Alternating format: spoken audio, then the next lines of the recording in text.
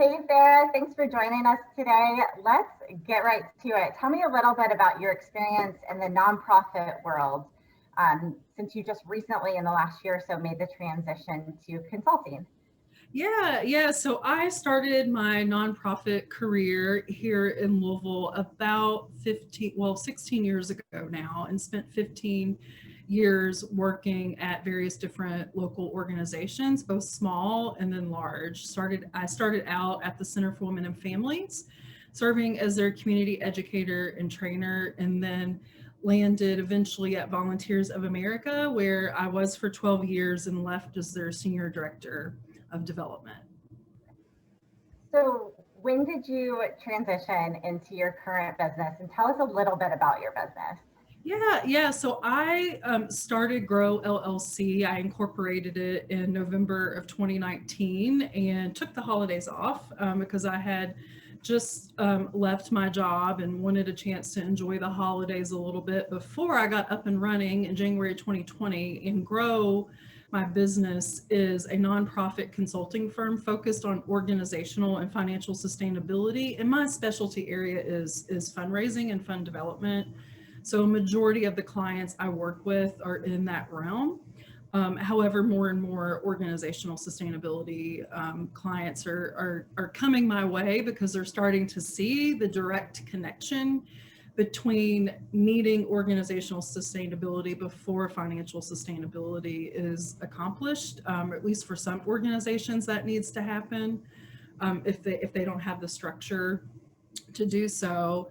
And I went into that world because, one, I was ready for something new and different, and I wanted an opportunity to work with as many nonprofits as I could handle. I served on boards in the past. I would volunteer, I would go to different charity events, I would give a little bit of money here and there to different organizations. And as you know, as a nonprofit professional, and especially a fundraising professional, there's conflict of interest in getting too heavily involved in terms of being able to assist them with their financial sustainability, right? You can only trade so many secrets unless if they're already publicly known, really you're sort of limited to that. And I really wanted the ability to do that because I entered this field because social justice is probably the core value that I lead with in my professional world, and then compassion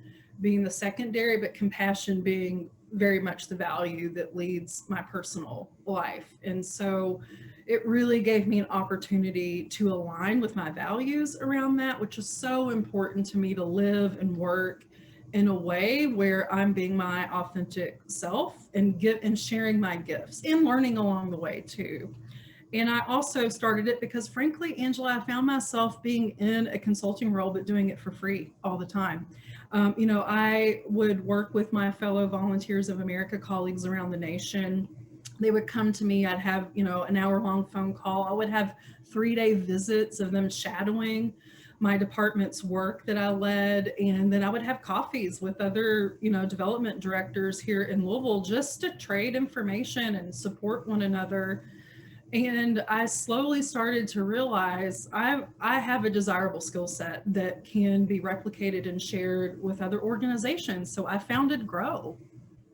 So, was that, I feel like that's got to be kind of scary, right? Like financially, every which way, like it kind of tests all the insecurities when I think about that. So, how did you make that transition, get over any fear you had, and what was that transition like? Oh my gosh, that's such a wonderful question. And so I should preface by saying that I'm a big risk taker. And so, which sometimes can drive my colleagues crazy. I'm willing to try things and throw the spaghetti against the wall to see how the spaghetti lands. And so I was in a fortunate position where I had some investments made in my personal life that I was able to tap into to financially cover me while I got the business up and going. And then, Angela, I got super lucky. And, as soon as I became more public about what I was doing in January 2020, I started with my first client within a week or so. And so then the clientele really started to come in. And then COVID hit. Now, talk about anxiety. It was very anxiety ridden. There was nothing easy about it. I only maintained one client all through COVID, and that was really nerve wracking. Fortunately, I had these personal investments to help me out.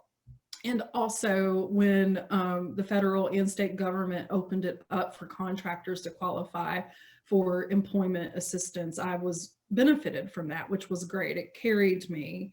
And so emotionally, it was really empowering, frankly, to go through this process, even though it was scary. And even during COVID, there was just so much joy and excitement in learning how to set up a business. I mean, just even going onto the Department of Revenue website and learning how to use One Stop Kentucky and just all the little things you need to do to get a business up and going. And then working with some colleagues in the field to help me with my logo and my website and all the fun things that you get to do, learning how to maintain my own website. I mean, there are days that I still get really excited about that and will dedicate like 4 hours of my day just like updating my website, and I love it. I love doing these type of things, and I've learned so much about myself in the process. So yeah, it was a little scary. Luckily, I had a nest egg there to support me. Thankfully, the government stepped in to help people like myself. And then really there was the emotional excitement around it all. Great. So it sounds like because you took some time off, you didn't really leave your job having the security of saying like, here are the clients I've already lined up. Like you waited until you started in January. So what is the process like securing clients, if you can share a little bit about that? And also what's kind of your daily schedule like in general? Yeah, that's a great question too. So I've been really fortunate so far, Angela, that I have not had to roll out traditional marketing. I do have some marketing that I do, and really, frankly, it was word of mouth. And so I, had people calling me, asking me what it was that I was doing next. And I let them, at that point, it was appropriate to let them know what I had going on. And it was that group of people who began to refer me to my clientele. So really it was my network, my wonderful, this fantastic community in Louisville that we have, which I just want to note that I've always been a fund development person who loves to play in the sandbox with other fund development professionals. I'm not one to hold my cards too close. Of course, I can't, reveal, proprietary information, but that's always been one of my favorite things about working in this field is there's just so many wonderful people out there. And I've been returning the favor to those people that have referred me to clients as well. And then I do have some traditional marketing things I'm doing. I do have, some email marketing. I do social media, all the things that one needs to do. And then, of course, frankly, doing things like this with you. This is going to be a wonderful marketing opportunity for myself and for Grow and for the colleagues that I pull in as a part of my team as well. My daily schedule is amazing. I love it. I wake up and walk the dog and feed the child. And if it's a school day, because she's in a hybrid situation, we get her to school. I come back. Right now, I'm still at home, although I'm transitioning to a public office here really soon. And I get to work, and I usually have meetings with clients. I have lots of weekly check-ins with the executive directors and board chairs of the organizations I represent. If they have an existing fundraising team, meeting with them and checking in, and really I'm their accountability officer, moving things along. But many of my clients also hire me to do some of the detailed work. So I may be writing campaigns, putting together the materials that they need for their quarterly appeals, for example. And so my day is filled with doing those items as well. So it's a lot of meetings, doing. And now I have clients that are finally able to start meeting in person. And so they're starting up their sort of introductory activities to build their pipeline to bring new potential donors in the door. And so starting in June, I'm going to be going out and doing that stuff again, which I love. I'm a big extrovert, so the more people I'm around, the better off, I am. And I will note it is getting a little old being at home, and so that has weighed on me. And I will be completely authentic here and say it is wonderful being your own boss because you are in charge of your schedule. And sometimes I may take a siesta in the middle of the day. And I support people and fully embrace that. If you are able to do so, you're on top of your work. If you don't have some ball that you may drop, I say go for it. I have lots of dog walks in the middle of the day. I'll go, and now I just had lunch with a dear friend the other day, and it turned into a 2-hour lunch, and I could get away with that because I have the flexibility. And if, my boss doesn't like it, then she and I really need to have a tough talk. So when you're sharing things like that, here's my big question.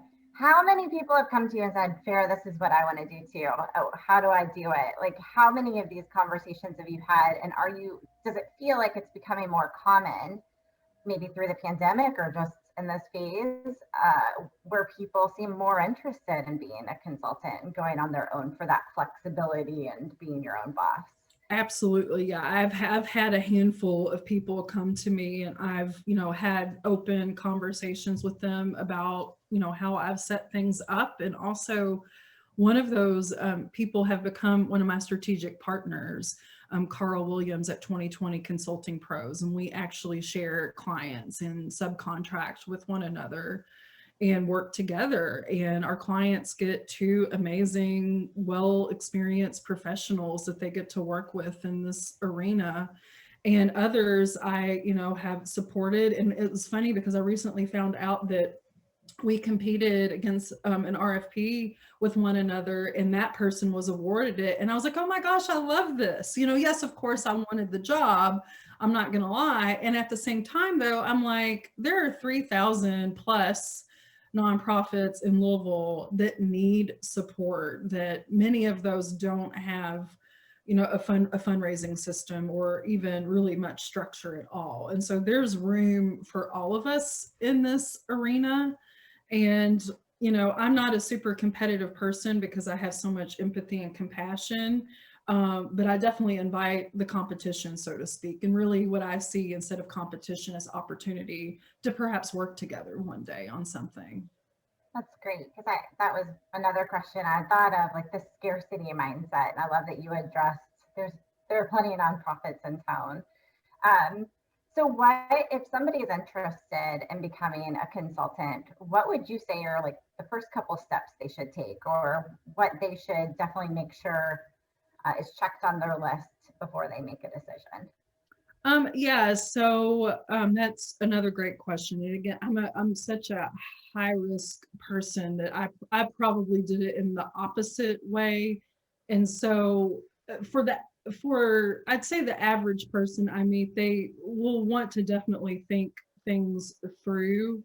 I mean, I was thinking things through, but I wasn't actualizing, those steps. And so, for example, you mentioned the clientele question, starting to put feelers out there, to people that you can trust with that information that you're looking in this arena, to just begin to plant the seeds and to get some advice. I'd also sit down with other consultants. I picked up the phone and called Jeff Ashley.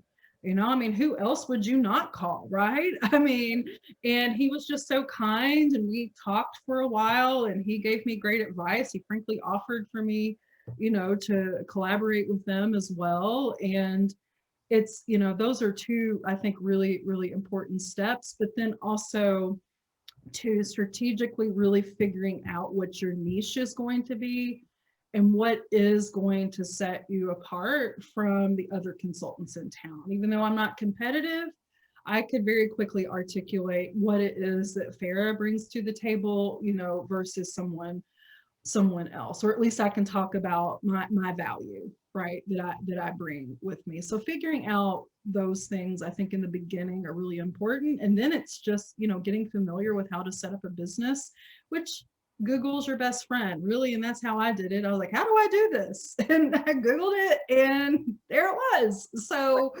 and it was really not that complicated. It was overwhelming because there was a lot of boxes to check, but just, being really organized about it and just give yourself a lot of grace and, give yourself a timeline to do it, just like I did myself. I incorporated in early 2019, gave myself the holidays, but during the holidays, I was working on my logo, building the website, working on my niche, and doing all that. And then I was able to roll out in January in pretty short order. It doesn't take that long to set up a business, really. So what is next for Grow? Yeah, so what's next for Grow? This is a wonderful question because I just got out of a long weekend of 30 hours of virtual training for a certification that I'm working on. And so I'm working on certification from the Institute of Professional Excellence in Coaching, which means I'll be a life coach and an executive coach. And I'm still trying to figure out exactly how that fits into Grow. I do know that my ideal clients are going to be nonprofits in the professionals that make up our wonderful, amazing nonprofits. And so I'm really interested in leadership and performance. I'm interested in helping teams thriving. I'm also interested in helping that professional that maybe doesn't feel like they're in the best fit for them and trying to, figure out what's next for them, right? So, or someone who's in transition for whatever reason, and they want to make that next step. And so I'm really excited to do that. I'll also have a certification in an attitudinal assessment tool called the Energy Leadership Index. And there's not going to be a lot of practitioners in Louisville that offer that. And so that's going to be something really cool to bring into the Louisville scene. And I remember when, like Strengths Finders, for example, when people started using that and just how everywhere you went in Louisville, everybody knew their top 5 strengths. And so I would love to be able to influence that culture on the things that we know about ourselves personally and professionally and how we show up to work. And so I'm hoping to have some influence there.